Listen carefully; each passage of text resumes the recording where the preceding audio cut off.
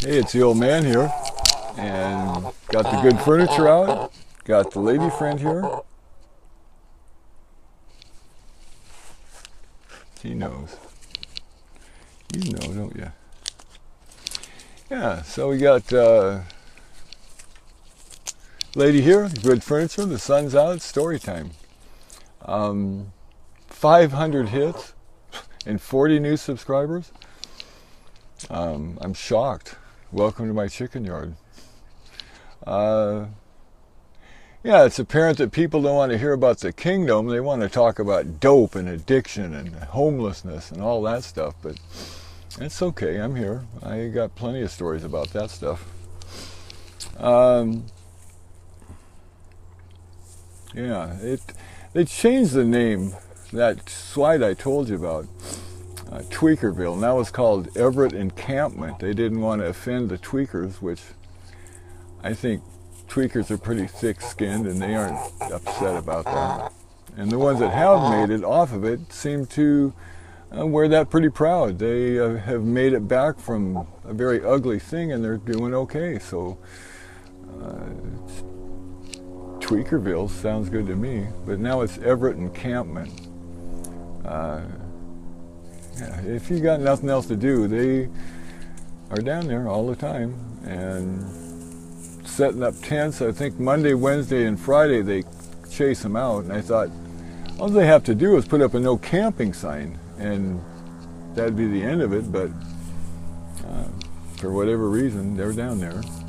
So, I met my first troll the other day, and you know, if you want to stir stuff up and cause trouble, get your own show. It's free.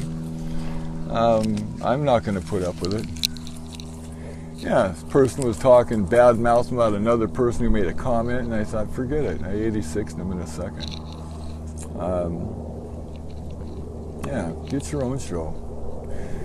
I want to have a general G rating as best as I can here. Something my grandkids could watch. It's a little bit like SeaTac with the airplanes. But they call it the sound of freedom. Why do I go down to Tweakerville?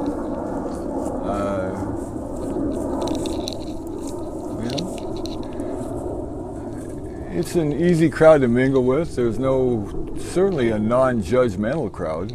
And, give out tobacco and a pop just to let people know that somebody cares. I don't expect to do anything more than just talk to people down there. I'm not going to try and straighten them out. I mean, if somebody wants to talk, I'll listen. And sometimes that's the first step. A lot of people want to talk about their plans or what they're doing or what's wrong. And yeah, it's okay to be a sounding board, I guess might be the term.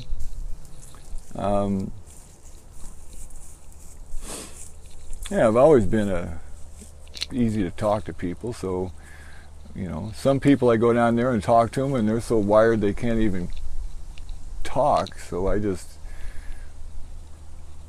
give them an excuse and go talk to somebody else. Usually when I go down there, the first thing I do is there's a alleyway that's 1 block east of the strip there of Smith Ave. And it might be 100 yards long, and it's a cinder block building. No windows or doors, the whole strip there and stuff. And so there's always a few people that are down there just kind of out of the way, waiting for the mission for dinner. I don't know what they're doing. But that's where I usually go to first. And the last time I was down there, just before I hit that alley, was a guy in a wheelchair. I think it was Lieutenant Dan.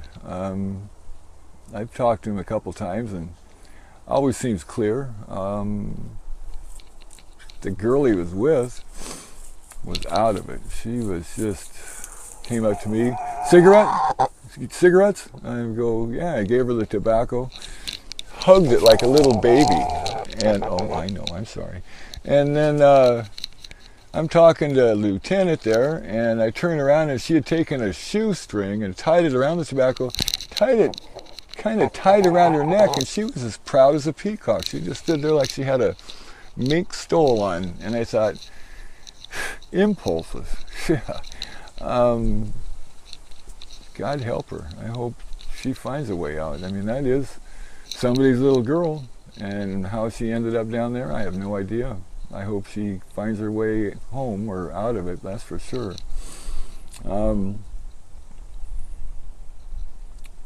The tongue trick. You know what? Just a second. I dropped something here, and if I don't grab it right now, there you go. Sorry about that. Little foam thing for the mic, and if I don't have that, it doesn't work very good. So, oh, and you got the girl here. I know. She's all right. So, meth. It's been around for a long, long time. I think, from what I heard, that the Germans, and I'm not against German people, but during the war they made it and fed it to their armies and marched them for days on end, and pretty good thing to have, I guess. I don't know. But yeah, it's been around for a long time. In fact, I got a couple songs I'm going to download, upload, and then download, right? Amphetamine Annie. That was a popular song in '68 maybe or something. And a good song, very to the point. And then there's another one called Who Put the Benzodrine in Mrs. Murphy's Ovaltine. Now that one was from like 1948, I think. And it's funny, and like I've said it before, as heartbreaking as drug addiction is, I think it's okay to laugh every once in a while, because it certainly can give you a lot of tears, so you got to balance it out somehow. Yeah, and it, growing up in Seattle, we didn't call it tweaking, wasn't the word yet. You were speeders.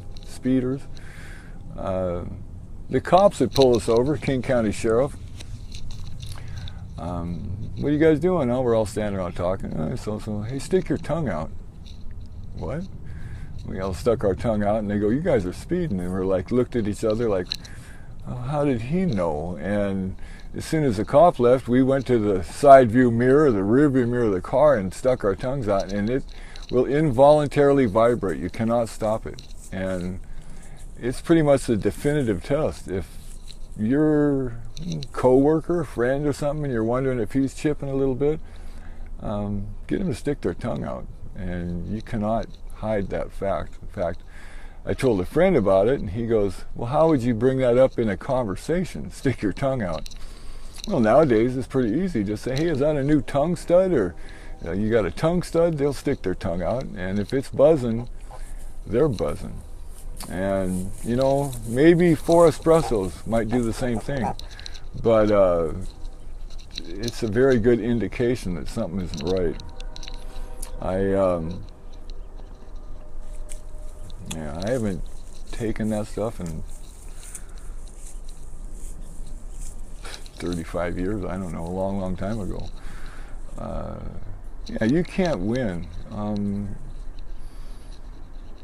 I've known more than a few people that thought they could, you know, had a good job and being responsible and started chipping on that stuff, and in short order they're doing foolish things that doesn't make sense, and got fired and lost everything, and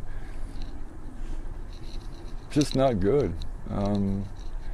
Yeah, I think it is the devil's drug, because who else but Satan would laugh when you see what people do on meth. Some of it's comical, but some of it's just downright evil, terrible. Don't mess with that, kids. You leave that shit alone. If you're thinking about it or you've been doing it and you're halfway okay, run and get away from that stuff, because you cannot win. It's guaranteed. I've seen, so many people that just thought, for whatever reason, they could play around with it. In fact, that girl with the tobacco tied to her neck offered me some. She had a couple of rocks in the cigarette pack in the paper, the clear cellophane. And no thank you, you know.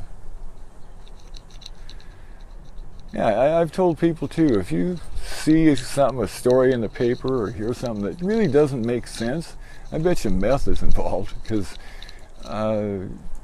it's a time when they're wired, it seems crystal clear. That girl with the thing tied around her neck probably thought it was the coolest thing ever, and she was just so far from reality, she didn't even know what this was doing. Yeah, just stay away from that stuff. I'm going to do some stories, more of the ones people I've met, because I don't want to drag them out super long and all that stuff. But I'll do some more. And you know, next to the subscribe button is that bell, and it might be a good idea to hit that, because I'm not on a schedule at all. I don't do them any particular day, and so if you want to get them, that would be a good way to help. The last thing I wanted to do when I started this was to get stressed out on having to, oh shit, I got to get that thing done, and da da da da da. Yeah, I didn't want to make money or be famous. I just want to tell stories, and I can tell plenty of them about addiction and causes of, and blah blah blah.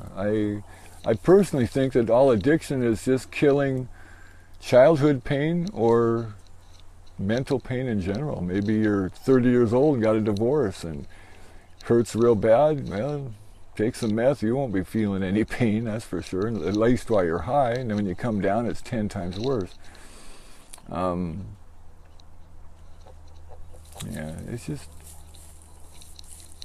the way it goes. Everybody's got their stuff, but tweakers just have a lot more stuff, I guess. Hi, lady. Yeah, she's all right. You want to tell a story? Yeah, 22 years old. That's a tough old bird, if you ask me. And some of my early videos, I did a story on lady. And if you watched any of the early ones, I didn't know the sound system at all. So you almost need to use earbuds, because some of them are real quiet. I didn't know. I'm learning as I go. I got this new mic, and it goes up along the fence and ties around the back there.